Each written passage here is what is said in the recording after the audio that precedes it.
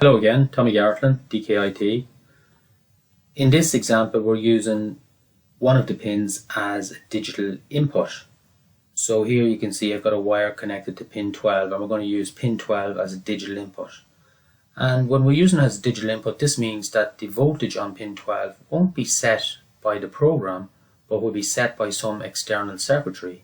Now normally we would have some sort of a switch here, and a switch is a convenient mechanical way of flicking a switch and we can move the voltage change the voltage on pin 12 from 0 volts to 5 volts, and there's a number of different types of switches. But in this case, here I've just sort of using a piece of wire to connect pin 12 alternatively to 0 volts, which is ground, or I can take out the wire here and connect it to 5 volts to change pin 12 to be high. So by simply moving the wire from ground to 5 volts, I can change the voltage on pin 12 externally from 0 volts to 5 volts. So it's not an ideal way to do it, but it does illustrate the fact that all we're doing with a switch is we're just going to simply externally change the voltage on pin 12, change the voltage on pin 12 from 0 volts a low to 5 volts a high. And you can see at the moment pin 12 is connected to ground, so it's connected to 0 volts. But if I just pause, and you can see my program which is running is just basically monitoring pin 12, and at the moment it's printing a message to say that the switch pin is low. And I've also got LED 13 flashing at a slow rate, and the message is coming up at a slow rate when pin 12 is connected to ground. But if I change the wire to 5 volts and pin 12 is high, then I should get a different message out, and the LED should be flashing faster and the messages will be coming quicker as well, just as a way of illustrating how the program can make a decision depending on the voltage on pin 12 here. So just pause the video for a moment, restart the video. I've moved the wire now to connect it to pin 5, to connect it to 5 volts, and now you can see my message coming out is the switch pin is high and the LED is flashing much quicker. This is LED 13. Okay. The transmit is just transmitting the messages quicker as well. So what does this involve in our program? So if we go and look at our program, you can see we have two pins now. We're using two pins. We're using pin 13 still connected to the LED pin on the board. The built-in LED is on the actual Arduino Uno board. Fortunately, there's no switch on the Arduino Uno board, so that's why we're using a wire.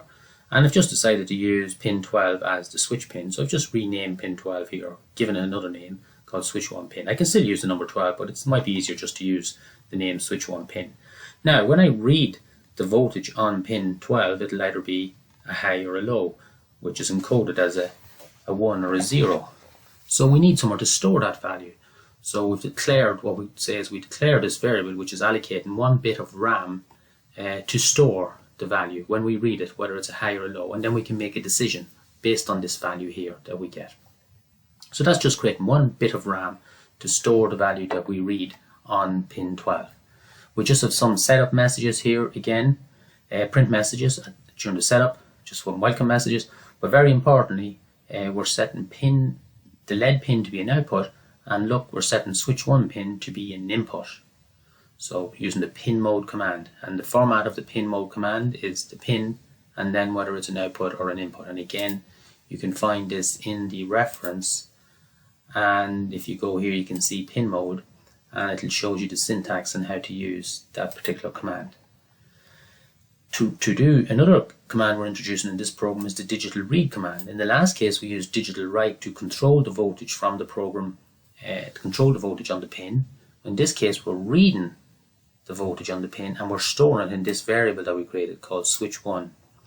So we read the voltage on the pin. If it's a 5 volts, switch 1 will be a high or a 1, and if this is a 0 volts, switch 1 will be a 0. So we're reading the value on the pin 12.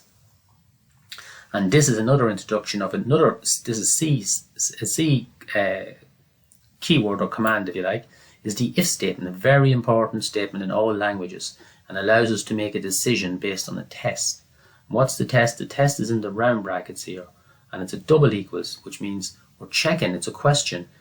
If switch 1 equals high, if it's high, then there's the beginning of what we do and there's the end of what we do. So that delineates the code to be executed if the switch is high. And if it's not high, then the only other option is it's low, because it's digital, so it's either high or low. So we just check if it's high. If it's not high, then it must be low. And the else, we don't always need an else, but an else is sort of an add-on to an if statement.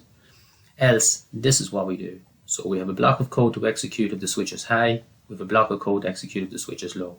And you should be able to understand the code that's been executed here. All we're doing is we're turning the LED on, and we have a delay of 100, and turn the LED off and the delay of 100, and the message is the switch pin is high.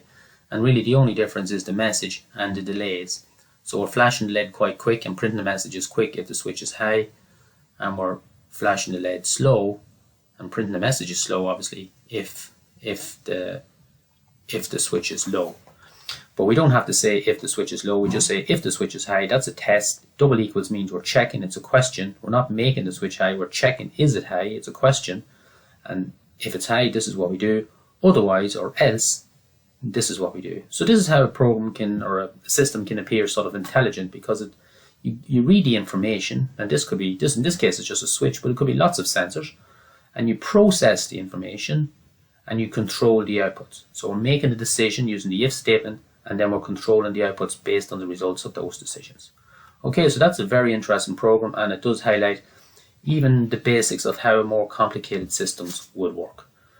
Okay, so thank you for listening, and in the next video I think we'll start looking at another output called the servo, which allows us to control movement. Okay, so see you soon. Bye now.